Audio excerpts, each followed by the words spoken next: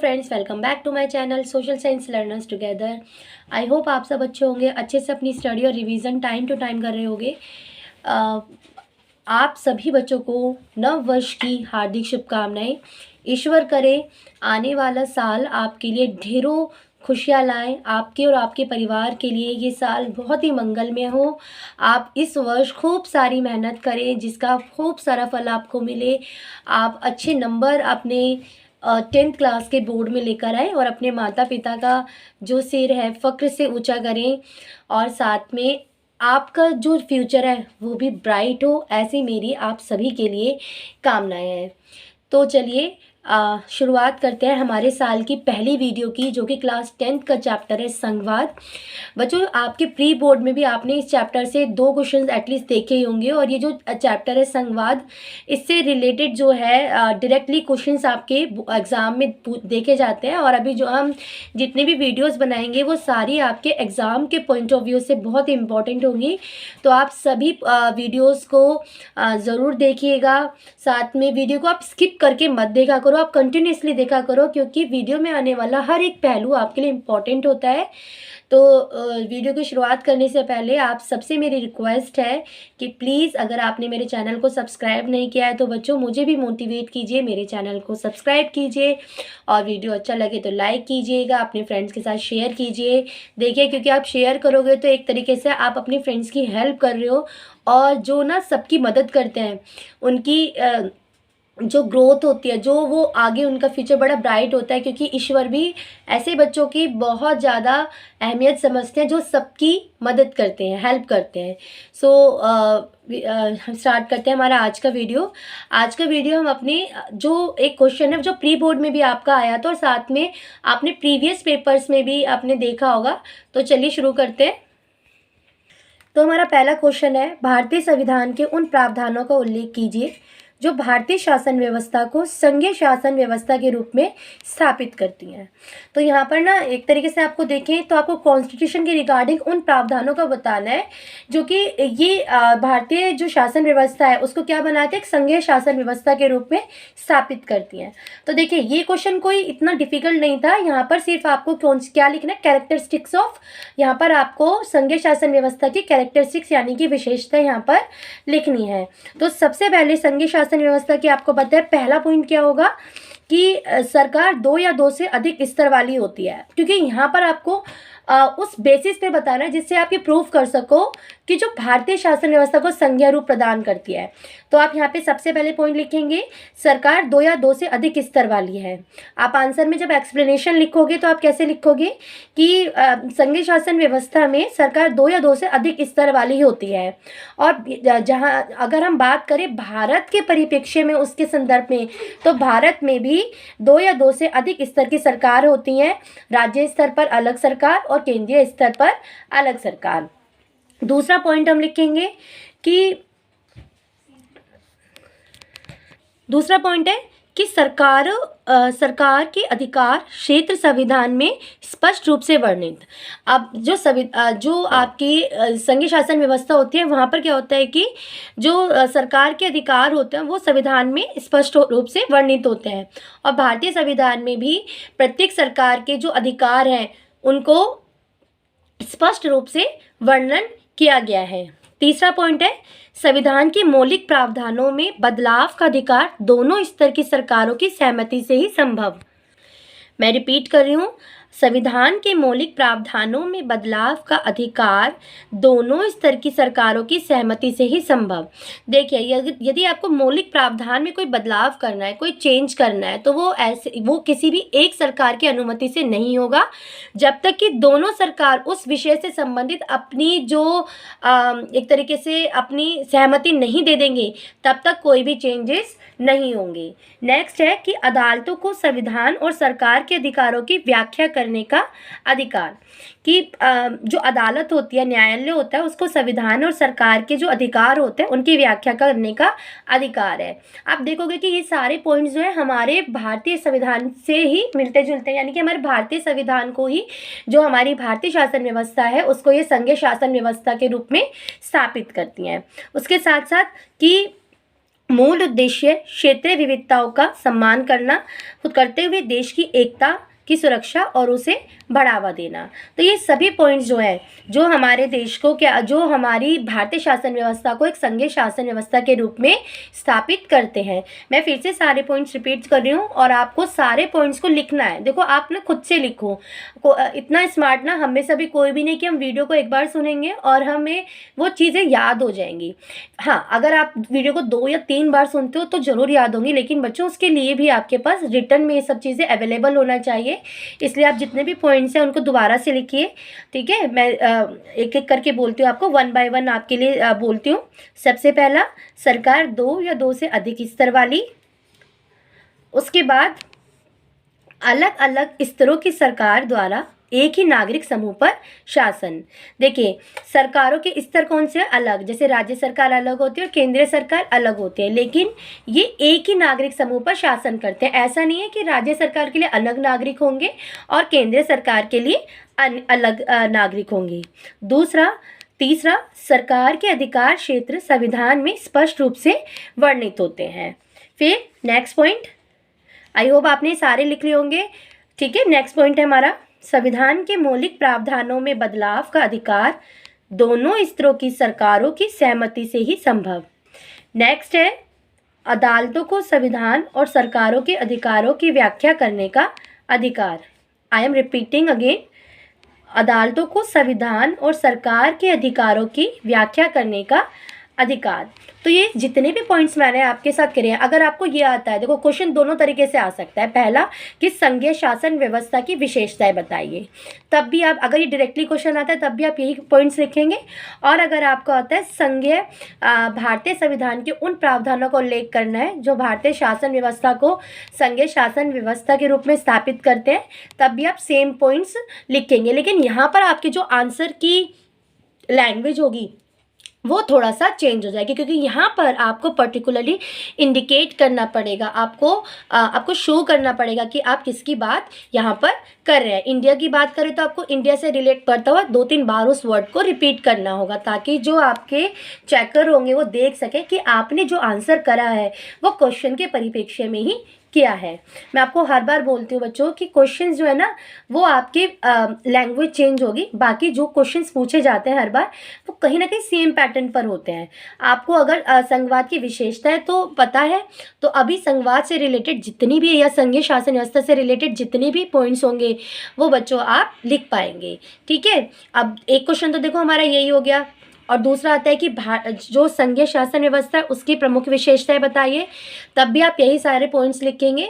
और एक इस चैप्टर का जो दूसरा इंपॉर्टेंट क्वेश्चन होता है वो होता है संघीय शासन व्यवस्था और एकात्मक सरकार में अंतर, डिफरेंशिएट। तो ये क्वेश्चन हम अपना आगे करेंगे।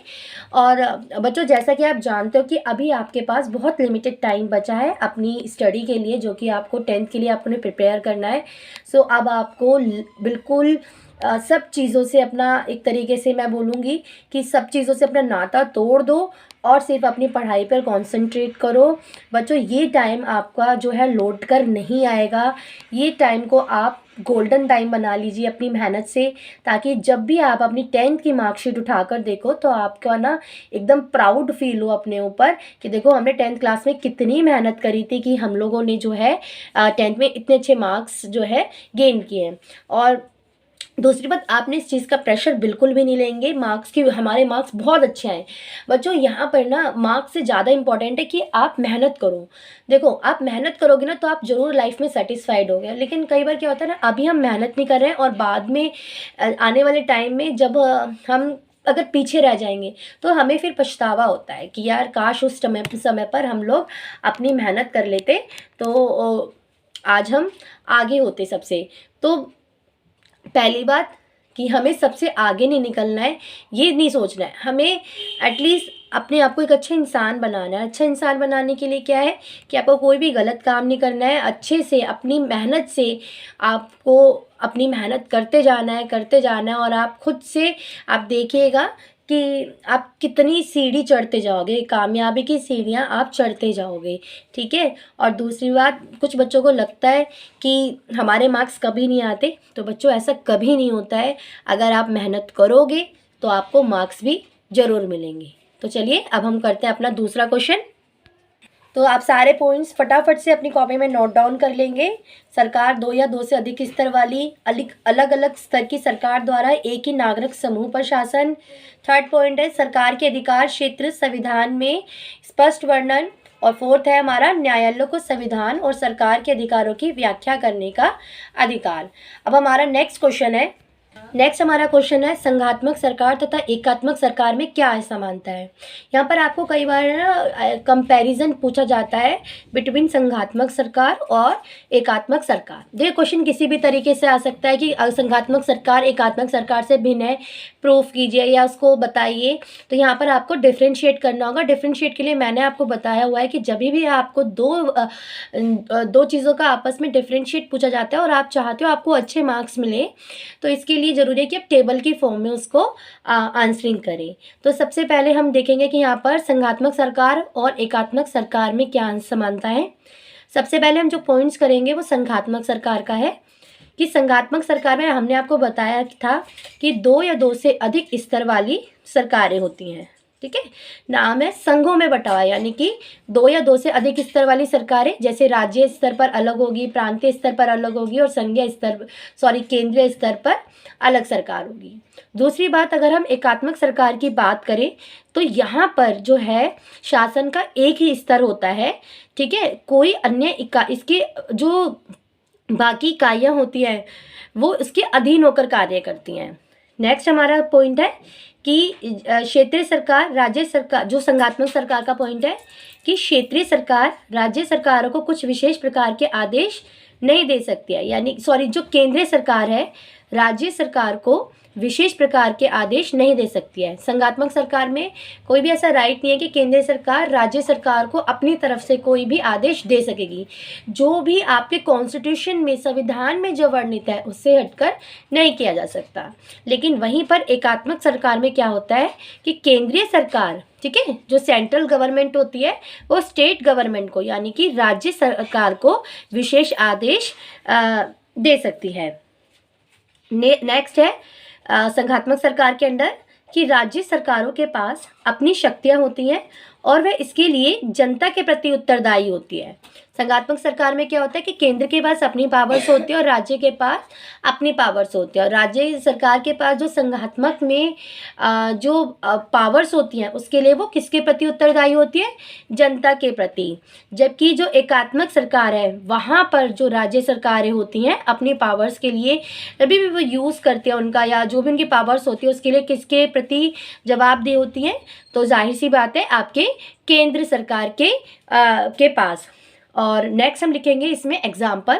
तो संघात्मक सरकार का एग्जाम्पल है आपका सबसे अच्छा एग्जाम्पल तो आपकी अपनी कंट्री भारत है, दूसरी तरफ कनाडा और थर्ड है आपका जर्मनी। वहीं पर अगर हम एकात्मक सरकार की बात करें तो इसका एग्जाम्पल है फ्रांस, चीन और जापान। चलिए अब इन सबके जो संघात्मक सरकार और एकात्मक सरकार के जो मैंने आपको डिफरेंस बताए हैं वो आप अपनी अपनी कॉपी में नोट डाउन कर लीजिए, ताकि जब आपके पास टाइम हो आप इसको रिवाइज कर लें। तो हमारा इस तरीके से टेबल की फॉर्म आपने बना ली है, उस पर आप एक तरफ आधार लिखेंगे, दूसरी तरफ संघात्मक सरकार और उसके नेक्स्ट टाइप लिखेंगे आप एकात्मक सरकार। तो पहला आधार के स्तर, तो आपको मैंने बता दिया संघात्मक सरकार में दो या दो से अधिक स्तर वाली सरकारें होती हैं। वहीं पर अगर हम एकात्मक सरकार की बात करें तो शासन का एक ही स्तर होता है। उसके बाद हमने जो दूसरा करा आदेश के आधार पर, अगर आदेश की बात करें तो संघात्मक सरकार में केंद्रीय सरकार राज्य सरकार को कुछ विशेष प्रकार के आदेश नहीं दे सकती है। वहीं पर जो एकात्मक सरकार होती है इसका अपोजिट हो जाएगा, केंद्रीय सरकार राज्य सरकार को विशेष आदेश दे सकती है। और उसके बाद था आपका एग्जाम्पल में आपने लिखना है, जैसे ये पर्टिकुलर आपको याद करना होगा, भारत, कनाडा और जर्मनी। वहीं पर दूसरी तरफ फ्रांस, चीन, जो एकात्मक के एग्जाम्पल है वो है फ्रांस, चीन और जापान। और एक और पॉइंट कौन सा है आपका कि राज्य सरकार के पास अपनी शक्तियां होती है और वो जनता के प्रति उत्तरदायी होती है, जवाबदेही होती है संघात्मक सरकार में। लेकिन जो आपकी केंद्रीय सरकार में होती है वहाँ पर इसका अपोजिट हो जाता है। केंद्रीय जो एकात्मक सरकार होती है वहाँ पर राज्य सरकारें केंद्र सरकार के प्रति जवाबदेह होती है। अब देखिए इस क्वेश्चन से भी ना आपके दो क्वेश्चंस यहाँ पर कवर हो रहे हैं। पहला कि संघात्मक सरकार की विशेषताएं हो गई। दूसरा अगर आपको पूछा जाए कि एकात्मक सरकार क्या है या एकात्मक सरकार से आप क्या समझते हो, तो ये सारे पॉइंट्स आपके एकात्मक सरकार में आ जाएंगे। या जैसे कि एक स्तर की सरकार का होना, केंद्र सरकार के प्रति राज्य सरकार की जवाबदेही, उसके बाद एग्जाम्पल्स आप लिख दोगे फ्रांस, चीन एंड जापान, और नेक्स्ट आप लिख दोगे कि जो केंद्रीय सरकार होती है राज्य सरकार को विशेष आदेश दे सकती है। तो एक तरीके से इस चैप्टर के हमने 4 क्वेश्चन यहाँ पर डिस्कस कर लिए। देखिए पहला था कि जो संघीय शासन व्यवस्था की प्रमुख विशेषताएं, और उसी के साथ हमने जो एक क्वेश्चन करा था जो कि सेम आंसर के साथ था कि भारतीय संविधान की उन प्रावधानों का उल्लेख करना जो भारतीय शासन व्यवस्था को संघीय शासन व्यवस्था के रूप में स्थापित करती है। उसके बाद दूसरा क्वेश्चन हमने करा कि संघात्मक सरकार, यानी कि जो थर्ड क्वेश्चन हमारा हो गया, क्योंकि वहाँ पर उस क्वेश्चंस के जो आंसर्स थे वो सिमिलर थे, बट आपको आंसर की लैंग्वेज को चेंज करना है अकॉर्डिंग टू द क्वेश्चन। सो यहाँ पर हमारा नेक्स्ट क्वेश्चन था संघात्मक सरकार तथा एकात्मक सरकार में क्या समानताएं हैं। तो ये सारे पॉइंट्स आपने लिखे, और साथ में अगर अलग अलग पूछा जाए कि संघात्मक सरकार से आप क्या समझते हो तो आप इन पॉइंट्स को रिपीट कर सकते हो, और साथ में एकात्मक सरकार के लिए भी आप इन पॉइंट्स को रिपीट कर सकते हो। बच्चों कोई भी चीज़ ना मुश्किल नहीं है, नामुमकिन नहीं है, बस आपको थोड़ा सा फोकस करना है।